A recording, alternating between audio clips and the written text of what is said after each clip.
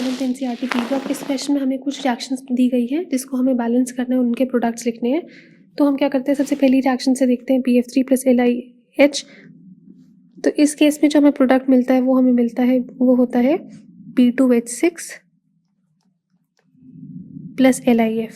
तो इसको हम बैलेंस कर देते हैं 6 LiF। ये हो गया हमारा रिक्वायर्ड प्रोडक्ट और यहाँ पे होता है 2BF3।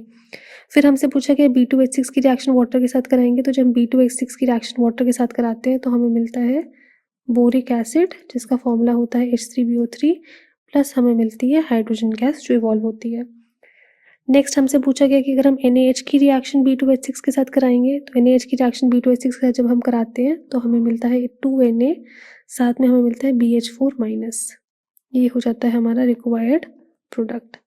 फिर हमसे पूछा गया हम जब बोरिक एसिड को हीट करते हैं तो हमें क्या मिलता है। तो हम बोरिक एसिड को जब हम हीट करते हैं तो हमें पहले मिलता है HbO2 + वाटर, और जब हम इसको फर्दर हीट करते हैं तो हमें मिलता है H2B4O7, और अगर हम इसको और फर्दर हीट करते हैं तो हमें मिलता है B2O3 + वाटर। तो जो फाइनल प्रोडक्ट हमारा होता है वो होता है B2O3 + वाटर।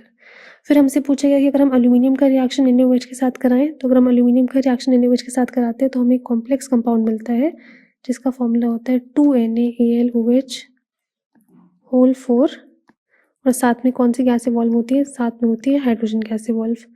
नेक्स्ट हमसे पूछा गया B2H6 की रिएक्शन जब अमोनिया के साथ कराते हैं तो हमें क्या मिलता है। तो हमें मिलता है BH3.NH3। तो ये हो गए हमारे सारे रिएक्शंस का प्रोडक्ट, और यहाँ पे हमारे पास था AlOH4। ये हो गए हमारे सारे प्रोडक्ट्स जो कि हमें सारी रिएक्शन से ऑब्टेन होते हैं। यहाँ पे हमारे पास था LiF। ये हो गया LiF।